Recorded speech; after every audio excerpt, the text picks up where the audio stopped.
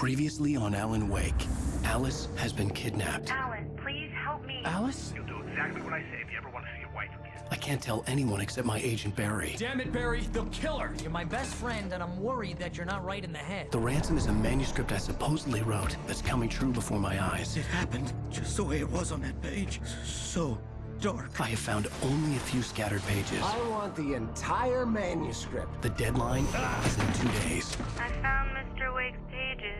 Good girl. How the hell did she get her hands on the manuscript anyway? I don't know. She's resourceful. I told you you were too hard on her. Listen, I found out all sorts of interesting stuff while I was digging around. Yeah. Mr. Wake, it's Sheriff Breaker. We have an FBI agent here, Agent Nightingale. FBI? He's anxious to see you. You'd better come to the station. Okay, I'll be right over, Sheriff. Let's make this quick, huh? Help you folks? Name's Randolph. I'm the manager. We're looking for Rose. Works as a waitress down at the diner. Rose, sure. Nice girl. Who wants to know? I'm Alan Wake. The writer, huh? I heard on the radio you were visiting. Well, I'll show you her trailer. That Rose, she's a nice girl. Always pays her rent on time.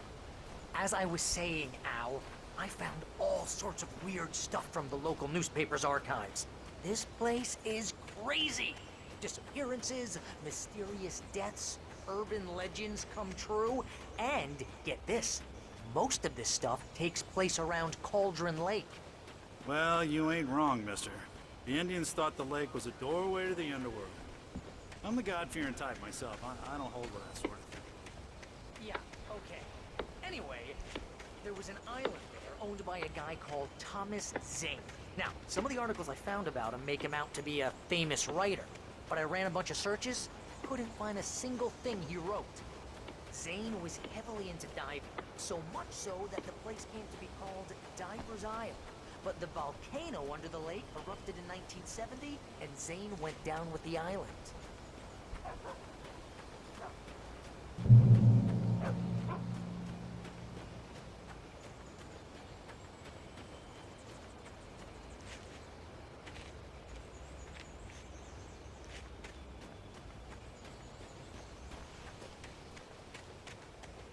Yeah, how about that? It was there in the morning, as if it had fallen from the sky. But it would take a tornado to lift something like that. We're damn lucky it didn't crush any of the trailers.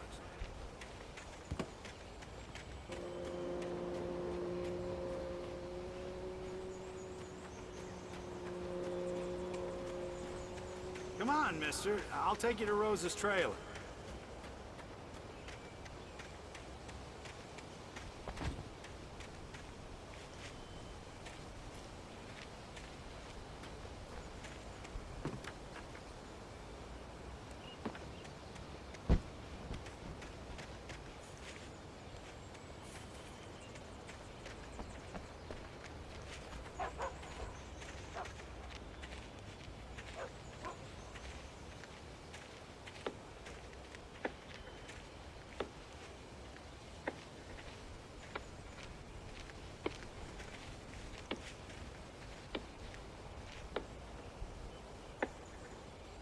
It gets better.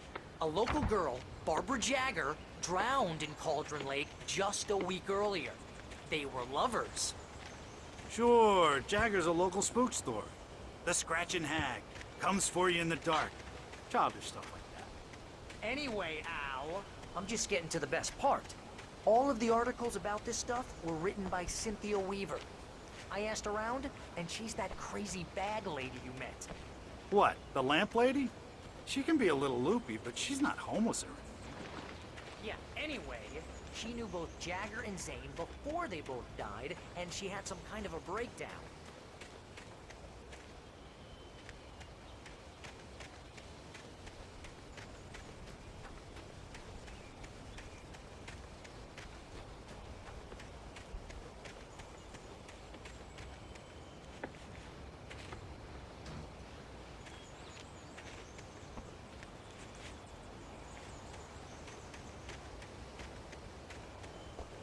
Just follow me.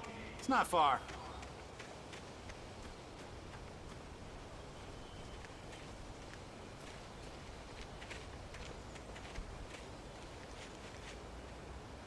Well, mister, this here's Rose's trailer. You mind me asking what you want with her? We're just here to talk to her, pal.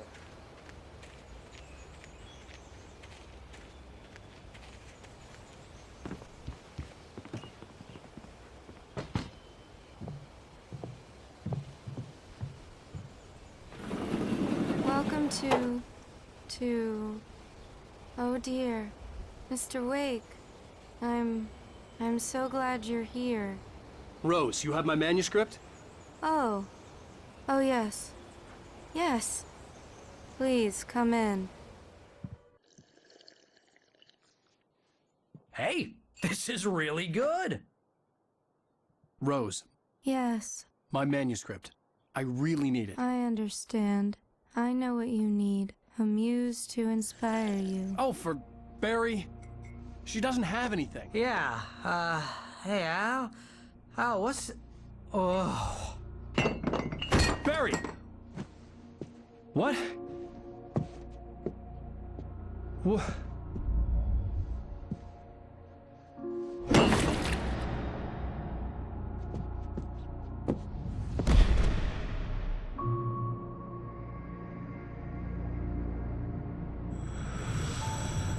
It's coming for you, hiding in my barber's skin. I'm too weak to stop it. You must turn the lights on. I promised I'd come visit you and your lovely wife. You must finish what you started. I insist. You must turn the lights on. Turn the light on. Back to work, boy.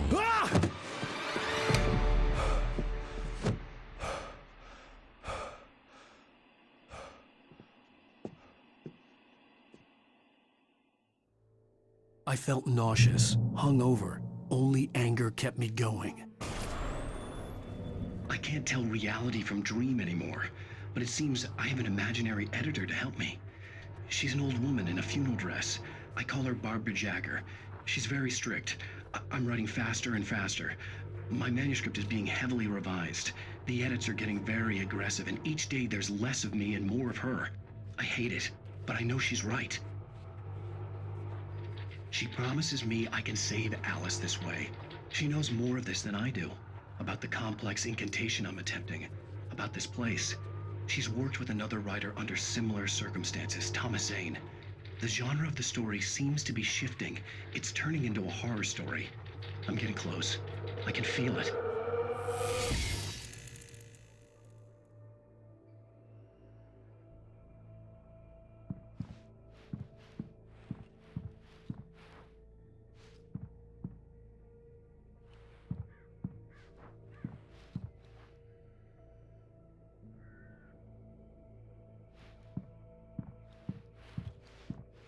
Rose took a day from me. I had less than 12 hours left to meet the kidnapper.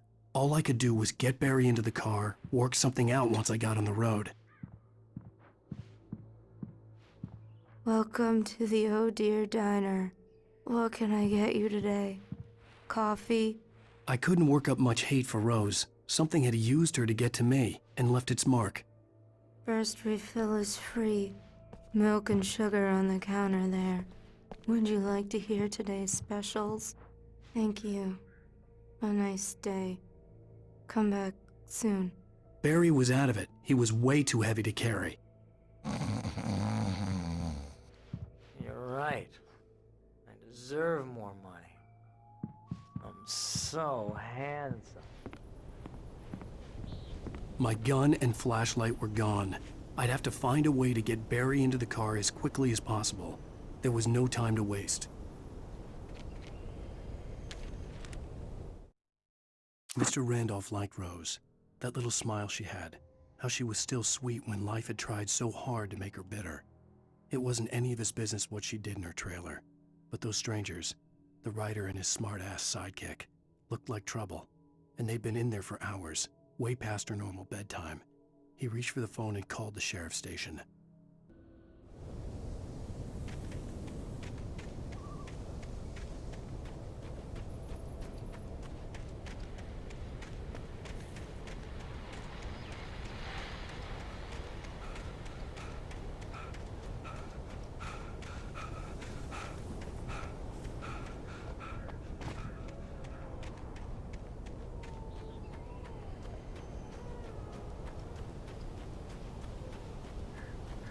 you're gonna get it now.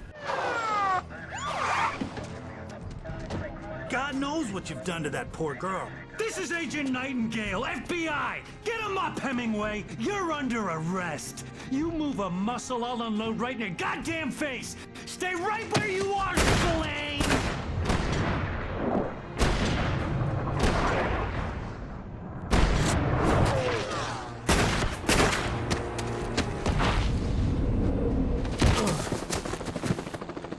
What are? I'm standing right here, you goddamn maniac!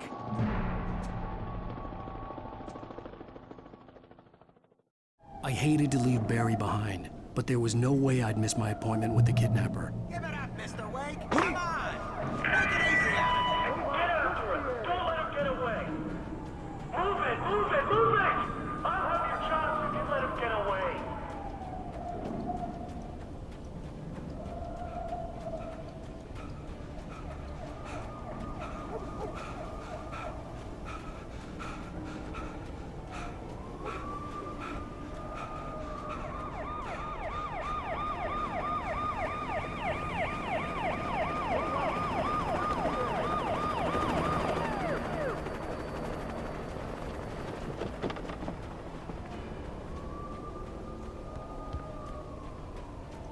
Stop running! We have the suspect in sight! Okay, men, keep your eyes peeled. He's gonna try to make it through here. Oh, damn. Where did he go? Whoa! I don't see him!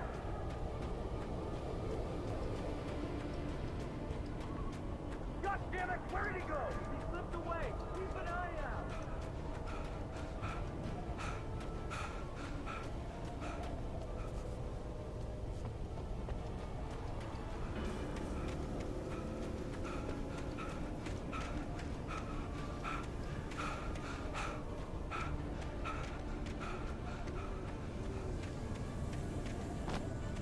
He's gone. Come on, guys. We need to head him off. For decades, the darkness that wore Barbara Jagger's skin slept fitfully in the dark place that was its home and prison. It was hungry and in pain. It dreamed of its nights of glory when the poet's writing had called it from the depths and given it a brief, terrible taste of power and freedom. The rock stars had stirred it from the deep sleep the poet had sunk it back to in the end. When it sensed the writer on the ferry, it opened its eyes.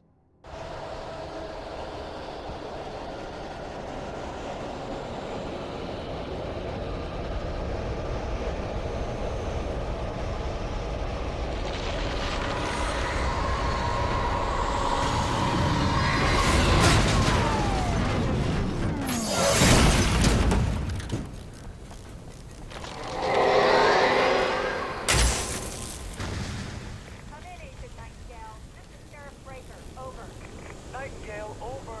What on earth is going on? My deputies tell me you fired at Wake and he didn't have a gun. You almost hit a civilian instead. Over. Sheriff, Wake's running. I'm giving chase. I don't have time for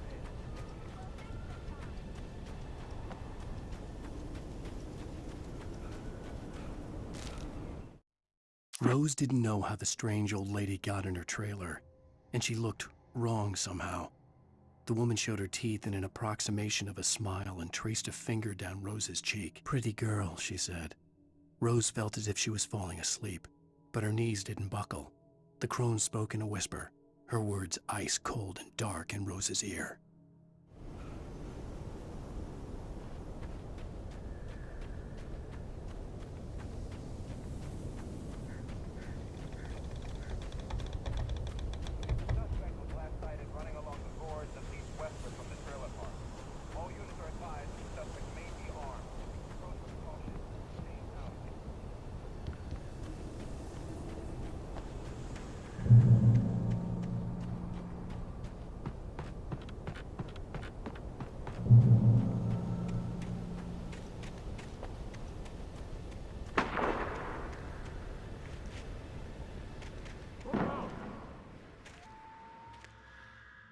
Search the area.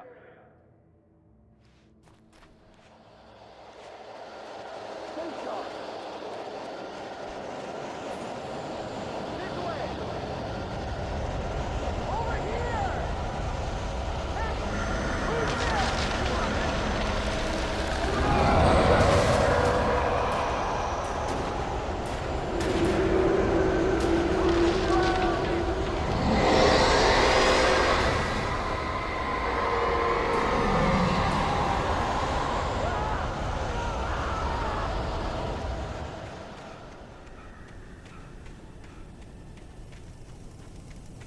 This horror was everywhere I went, circling me. The cops didn't stand a chance. They were after a writer, not a monster.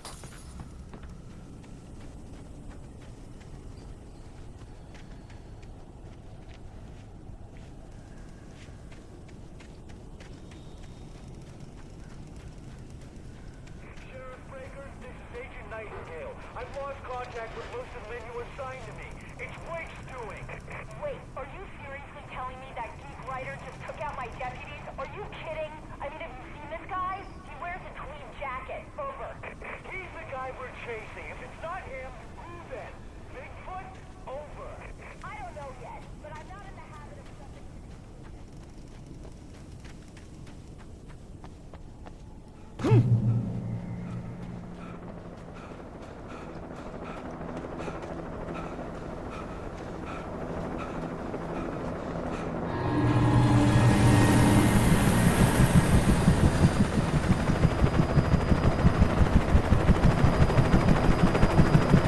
You on the ground. Hold it right there. There's nowhere to run. Freeze!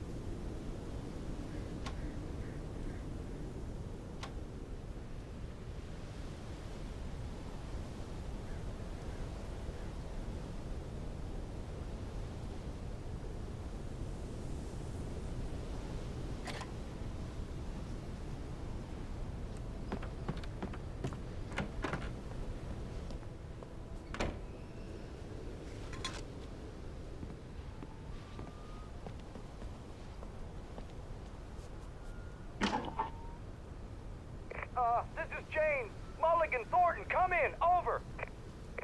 Thornton here. James, we got both Wheeler and Rose in custody. They didn't put up a fight or anything. Why, they were... Hey, Mulligan, what are you doing? Come on! Sit down and give me that. James, Mulligan here. Over. Go ahead, Mulligan. Over. We got Wheeler and Rose here. Wheeler's drunk or hopped up on something. Speaking of which, that Fed had a pretty distinctive whiff of Otis Scotch about him, if you know what I mean. Over. I don't have anything on that, Deputy Mulligan. Over. Well, whatever. Anyway, Rose is just being plain weird here. You better get Doc in to take a look at both. Over. Gotcha. You better get them here quickly. The, Fed's gonna want to interview Wheeler. Over. Oh, yeah, I'll bet he does. Looks like they have a lot in common. Mulligan out.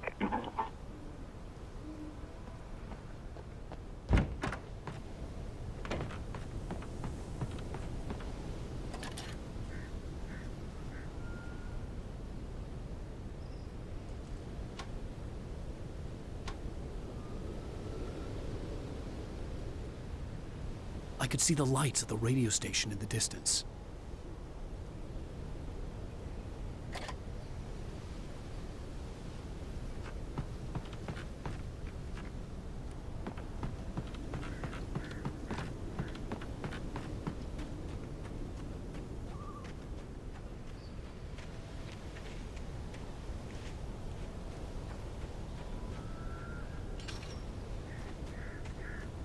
I imagined that the broadcast tower in the distance was part of the local radio station. Maine seemed like a decent guy. Perhaps he could give me directions to the coal mine.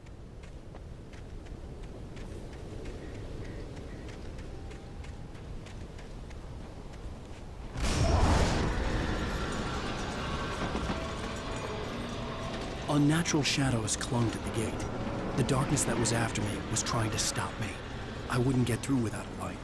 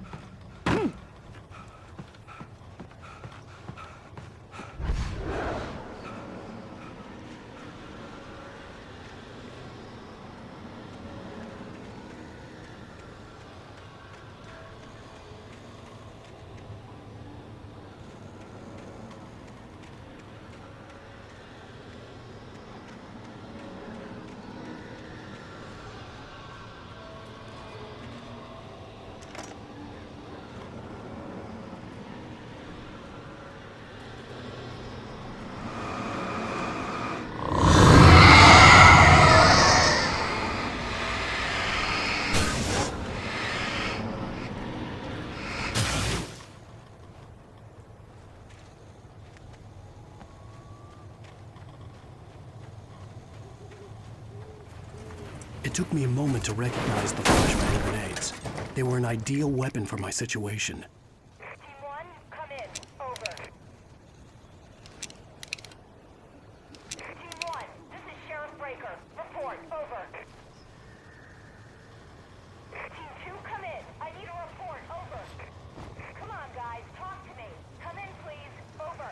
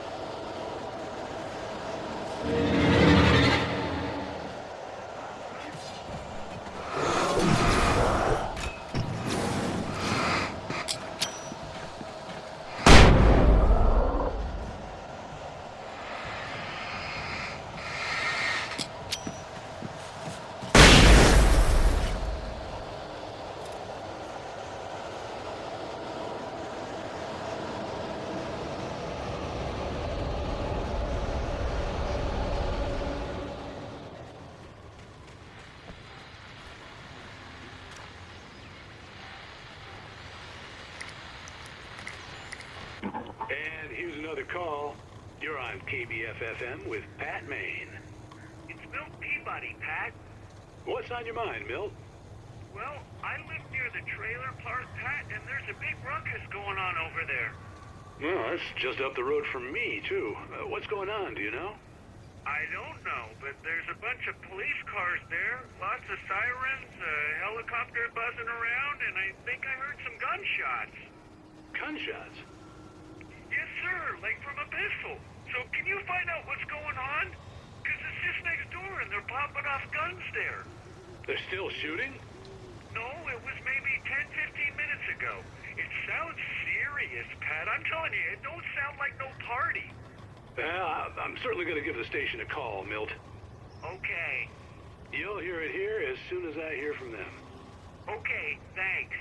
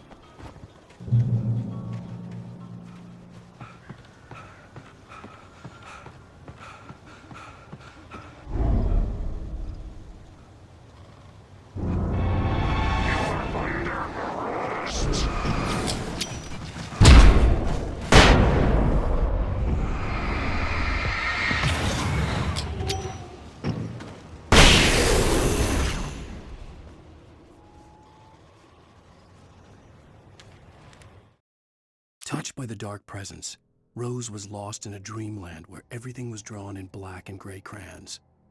The old lady had promised her that all her wishes would come true. She would be Alan Wake's muse. She was smiling so hard it hurt her face. She crushed a bottle full of sleeping pills into the coffee. Deep down inside, she was screaming in terror.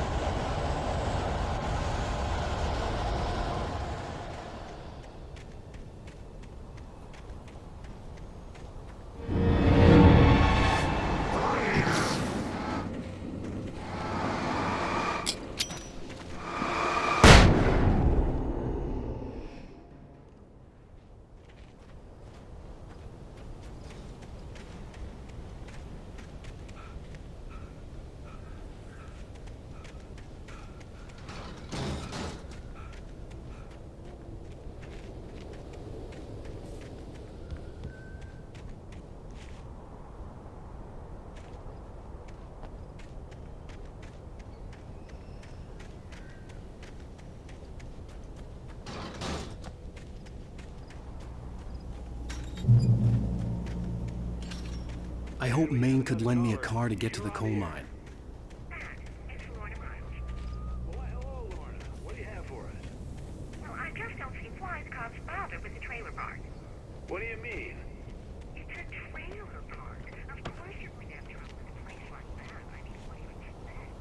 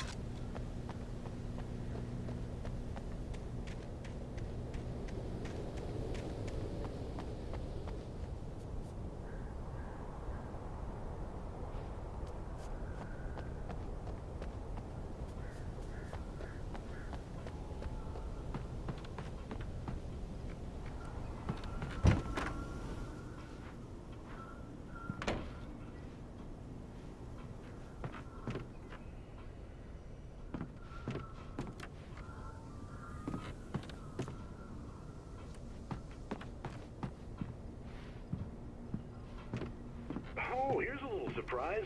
The famous writer Alan Wake just walked in, folks. I'm going to see if I can talk him into an interview. Come on in, Mr. Wake. Oh, I'm so glad you could find the time to do this, Mr. Wake. Nowhere to run now, Dan Brown. You back away from me. Don't hurt it. Whoa. Everyone calm down. Put the gun down. We're all friends here, right? Cool your jets, Nightingale. We got him. Judas Priest! What the hell's the matter with you? There's a civilian in there.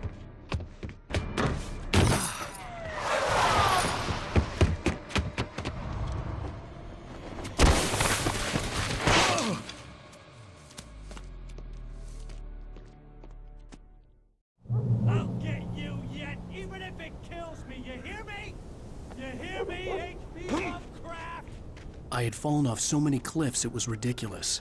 That's what you get for naming a book The Sudden Stop.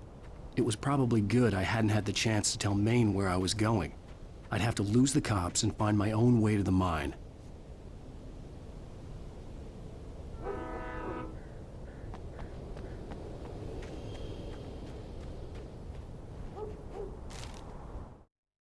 Nightingale stared through the broken studio window into the dark woods. He turned around, started to walk out, but Maine grabbed his arm. "Young man, you almost shot me. You don't shoot off rounds at people like that. What's the matter with you?" Nightingale shook his arm free, marched out. His cheeks burned with rage and humiliation.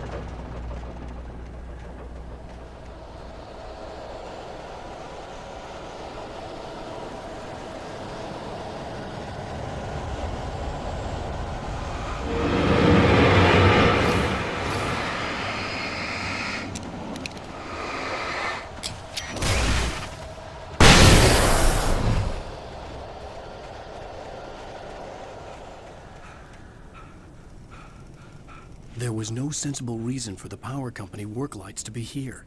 It was almost as if they'd been left for someone like me to use.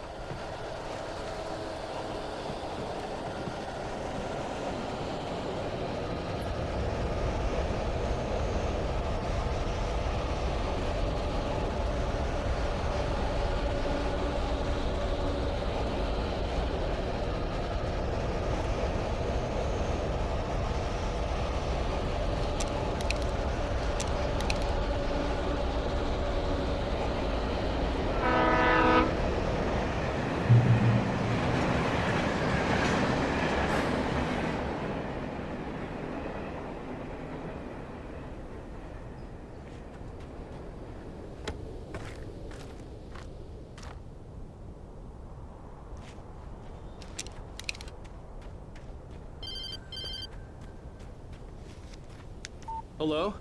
The most stubborn man I've ever met. Alice? Alice? Alan. Alan. I'm so afraid. He keeps me in the dark. Please help me. I look at you, Alan, and it's not you. Something else. Looking out from behind your eyes. Alice, I'm here. I'm so alone here. It's all gonna go to hell. You need to be careful. Cooperate. The connection had been terrible, but that wasn't the only thing that hadn't been right with the call. She sounded wrong somehow, but she had called me.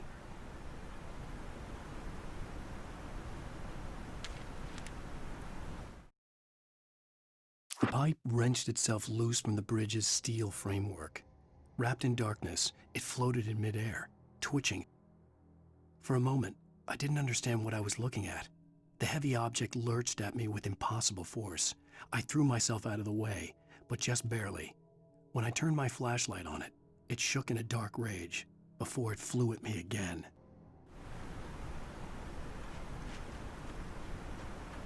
I could see a railway bridge up ahead and a warehouse of some sort on the opposite shore. I hoped I could find a car from there.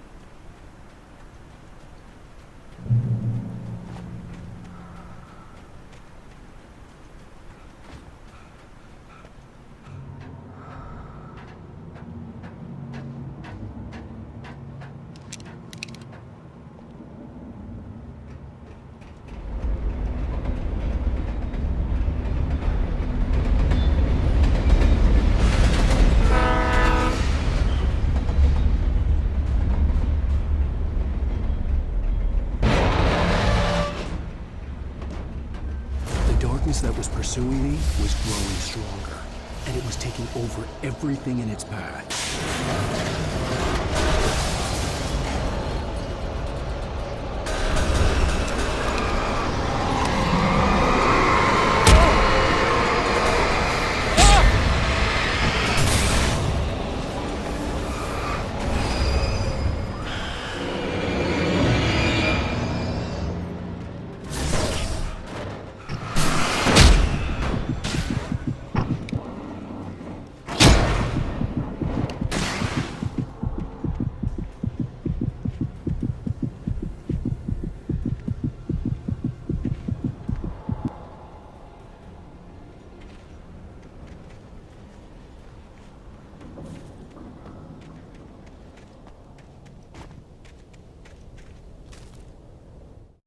I slammed the door shut right in his smug face. He pleaded for me to open the door. True to form, the asshole actually thought I would obey. I had no sympathy left, no guilt either, not for him. I took a moment to savor the scream. I bet I had a smile on my face. It was all that I had time for. The dark presence was inside the lodge with me.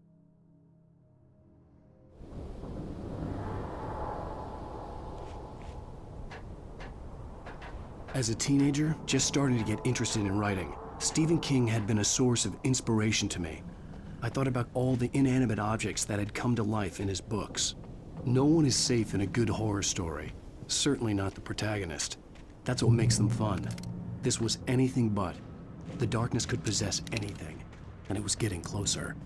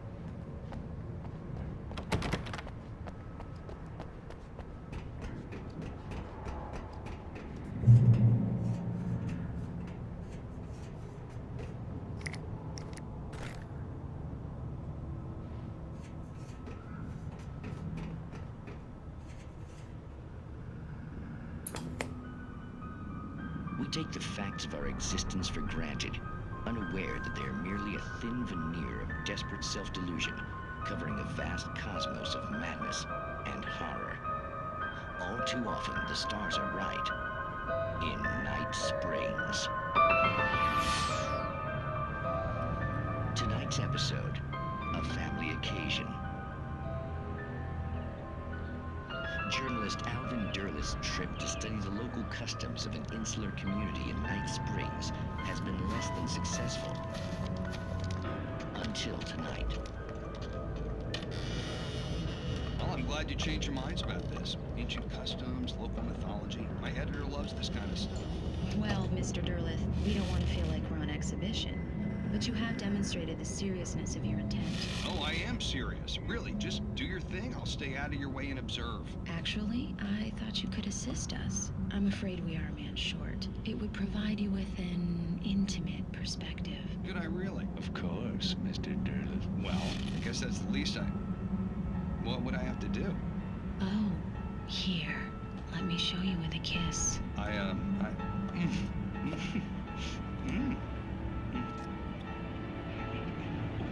What did you...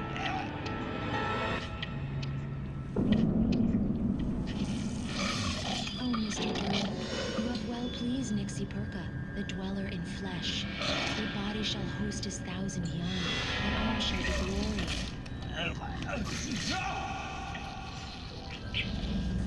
Shh, darling, be calm. Shh. Alvin Derleth learned a harsh lesson. If you go looking for mythology, it may come looking for you. And such quests always bear fruit. In Night Springs.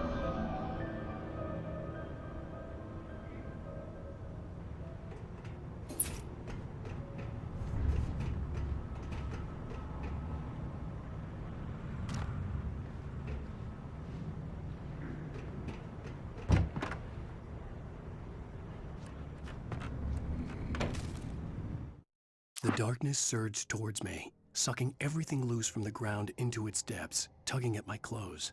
I saw the flare the kidnapper had dropped and threw myself towards it just as I felt my feet leave the ground. The darkness embraced me with the force of a tornado. Somehow I managed to light the flare. The darkness roared and cast me away. I fell toward the dark waters of the lake far below.